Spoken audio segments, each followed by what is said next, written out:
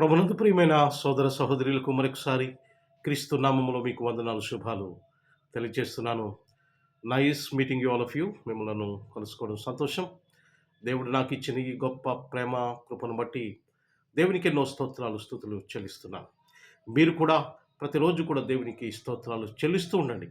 ఎందుచేతంటే మన జీవితంలో దేవుని యొక్క వాక్యం వినడానికి, ఆయన మాటలు చేత మనం బలపరచబడడానికి దేవుడు మనకు అవకాశం ఇస్తున్నందుకు we must praise God for this great opportunity.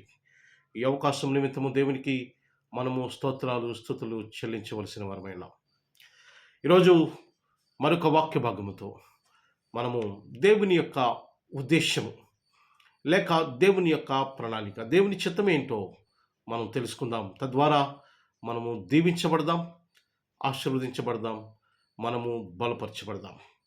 ఈరోజు తీతుకు రాసిన పత్రిక 2వ అధ్యాయం 12-13 వచనాలు మనము చదువుకుందాం.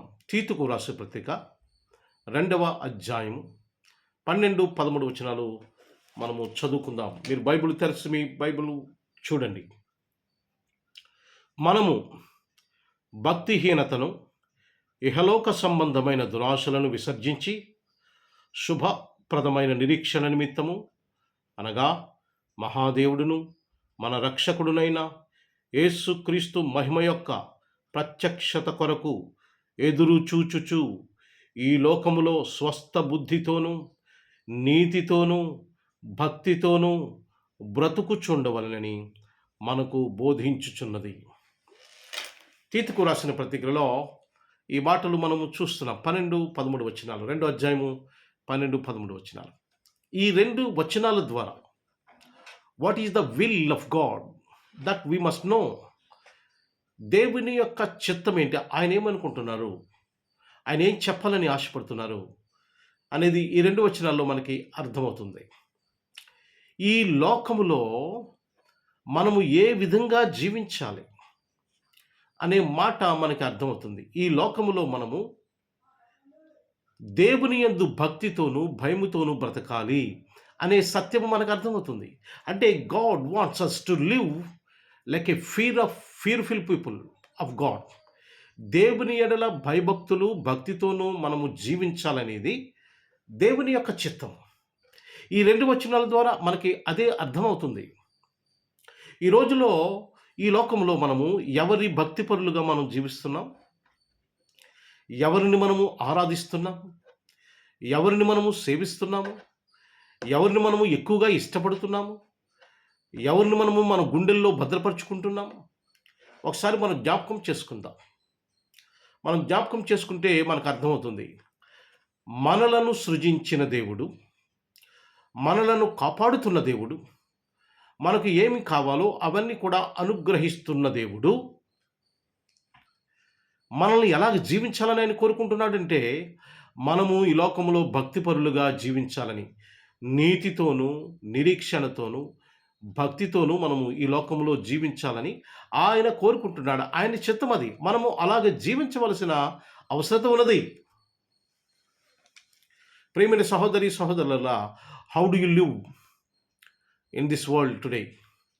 ఈ రోజున మనం ఏ రకంగా మనం జీవిస్తున్నాం? We are belong to what? We are belong to whom? మనము ఎవరికి సంబంధించిన వారం? కీర్తన 100వ కీర్తనలో అంటాడు, యెహోవాయే మనల్ని పుట్టించెను, ఆయనే మన కాపరి అని 100వ కీర్తనలో ఆయన చెబుతున్నాడు. మనము ఆయన ప్రజలము, ఆయన మేపు గొర్రెలము అని చెప్తున్నాడు.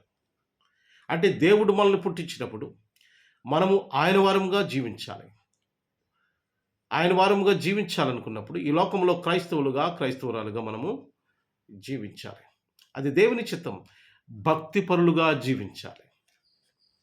భక్తి అంటే దేవుని ఎడల భయభక్తులు కలిగి ఉండటం, దేవునిని ప్రేమించటం, దేవుని పరిచర్య చేయటం, దేవుని మందిరానికి రావటం, దేవుని వాక్యం వినటం, దేవుని యొక్క సేవకులు చెప్పింది చేయటం.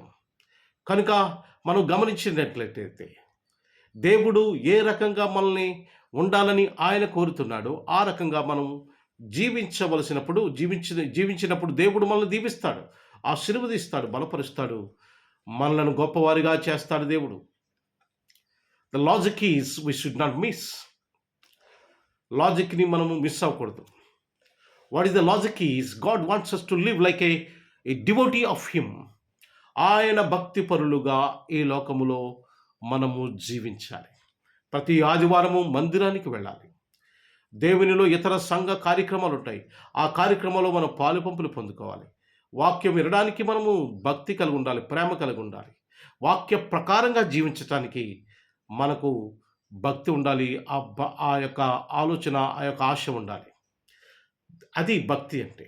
ఆ భక్తి పరులుగా అలాగే ఈ లోకాన్ని 12వ వచనంలో అంటున్నాడు ఆయన, తీతుకు రాసిన పత్రిక 2వ అధ్యాయం 12వ వచనంలో, మనము భక్తిహీనతను, ఇహలోక సంబంధమైన దురాశలను విసర్జించి, భక్తితో దీవించడం అంటే ఈ లోక సంబంధమైన దురాశలను విసర్జించి విడిచిపెట్టి.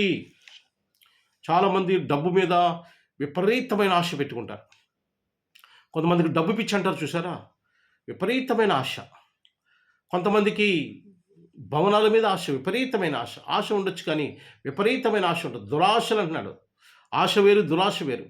దురాశ అంటే చెడు ఆశ, దుఃఖానికి చేటు. దురాశ దుఃఖానికి చేటు. దేన్నైనా మనము అతిగా కోరుకోవడము, దేన్నైనా మనం అతిగా ఆశపడిపోవడం, దేన్నైనా మనం అతిగా ప్రేమించడం దురాశ అవుతుంది. అది భక్తికి వ్యతిరేకం, భక్తికి ఇష్టం కాదు. ప్రేమైన సహోదరి సహోదరులరా, దురాశ దాన్ని విడిచిపెట్టాలి. భక్తి అంటే ఏంటో తెలుసా? దురాశను విడిచిపెట్టాలి. ఇహలోక మాలిన్యమును, దురాశలను విసర్జించి అని చెప్తున్నాడు. ఈ లోకంలో దేవునికి ఇష్టం లేనివి చాలా ఉన్నాయి. శరీరాశ, నేత్రాశ, జీవపు డంబం. ఈ మూడు కూడా దేవునికి ఇష్టం లేని పనులు. వీటిని మనం విడిచిపెట్టవలసిన అవసరం ఉన్నది. వీటిని మనం విడిచిపెట్టి దేవుని ఎడల భయభక్తులు కలిగి ఈ లోకంలో మనం జీవించినప్పుడు ఆయన మన పనులను చూస్తాడు, మన పనులను ఆయన జయప్రదం చేస్తాడు. మీరు గొప్పవాళ్ళుగా ఉండాలని ఆశపడుతున్నారా? ఆయనకు భయభక్తులు కలిగి భక్తితో జీవించండి. దేవుడు మిమ్మల్ని గొప్పవాళ్ళుగా చేస్తాడు. మీరు ఐశ్వర్యవంతులుగా ఉండాలని ఆశపడుతున్నారా? దేవుడు మనలను ఐశ్వర్యవంతులను చేస్తాడు. మనం గొప్ప హోదాలో ఉండాలని ఆశపడుతున్నారా? దేవుడు తప్పకుండా హోదా ఇస్తాడు. కానీ మనం భక్తితో జీవించాలి. దాని కండిషన్ ఏంటంటే ఆయన చిత్తాన్ని జరిగించాలి. ఆయన చిత్తం ఏంటంటే ఈ లోకంలో మనం భక్తితో జీవించాలనేది, భయభక్తులతో జీవించాలనేది ఆయన చిత్తము. ఆ చిత్తాన్ని మనం నెరవేర్చినప్పుడు దేవుడు తప్పకుండా మన ఆశలను, మన ప్రయత్నాలను, మన ఉద్దేశాలను, మన కుటుంబాలను దేవుడు బలపరుస్తాడు, స్థిరపరుస్తాడు. ఆయన ఉన్నత స్థితిలో మనల్ని పెడతాడు దేవుడు. కనుక ప్రియమైన సహోదరి సహోదరులారా, దేవుని యొక్క మహాప్రేమ కృపను బట్టి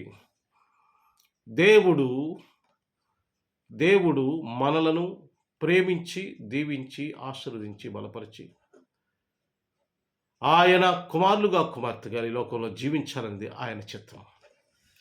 కనుక దేవుని యందు భయభక్తులతో జీవించండి, ఆయన ఆశీర్వాదాలు పొందుకోండి. దేవుడు మిమ్మల్ని దీవించును గాక, ఆశీర్వదించును గాక. ఆమేన్. ప్రార్థన చేసుకుందాం.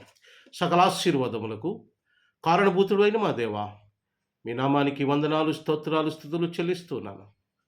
ప్రభా, మరొకసారి మీ సముఖానికి రావటానికి మీకు ఇచ్చిన కృపను బట్టి వందనాలు. ఇదిగో ప్రభా, మా ప్రార్థన విజ్ఞాపనలు మీ దరి చేర్చుకోమని ప్రార్థన చేస్తున్నాను. ఈరోజు మా జీవితాల్లో గొప్ప కార్యములు జరిగించండి ప్రభా. మా ఉద్యోగాల్లో మీరు సహాయం చేయండి, వ్యాపారాల్లో సహాయం చేయండి, కుటుంబాల్లో సహాయం చేయండి, బిడ్డల చదువుల్లో సహాయం చేయండి ప్రభా. ప్రయాణాల్లో సహాయం చేయండి ఆయన. సురక్షితమైనటువంటి ప్రయాణాలు దయచేయమని కోరుతున్నాను. నూతనంగా ఎవరైతే జీవనోపాధి నిమిత్తం ఏ ప్రయత్నాలు చేస్తున్నారో, వ్యాపారం నిమిత్తం కానీ, ఉద్యోగాల నిమిత్తం కానీ ఏ ప్రయత్నాలు చేస్తున్నారో ఆ ప్రయత్నాలు దీవించమని, ఆశీర్వదించమని కోరి ప్రార్థన చేస్తున్నాను. దేవా, మీ నామానికి వందనాలు, స్తోత్రాలు, స్తుతులు చెల్లిస్తున్నాను. ఘనత, మహిమ, ప్రభావములు మీకు ఆరోపిస్తున్నాను ప్రభువా. అలాగే చాలామంది ప్రార్థన సహాయం కోరారు, వారి నిమిత్తం ప్రార్థన చేస్తున్నాను. ఏ అవసరాలతో వారు ఉన్నారో, ఏ అక్కరలతో వారు ఉన్నారో మీకు తెలిసిన ప్రభువా, వారి అవసరాలు తీర్చమని, అక్కరతలు తీర్చమని కోరి ప్రార్థన చేస్తున్నాను. అలాగే ఉద్యోగం లేని వారికి ఉద్యోగం దయచేయండి, వ్యాపారం లేని వారికి వ్యాపారం దయచేయండి. ఈ లోకంలో జీవించడానికి జీవనోపాధి కలుగు చేయండి ప్రభు. దీవించమని, ఆశీర్వదించమని, ఘనపరచమని, బలపరచమని, మీరే ఘనత, మహిమ, ప్రభావములు పొందమని ప్రభు అయిన యేసుక్రీస్తు నామమున మిక్కిలి వినయంతో అడిగి వేడుకుంటున్నాము తండ్రి. Amen, amen, amen. God bless you all.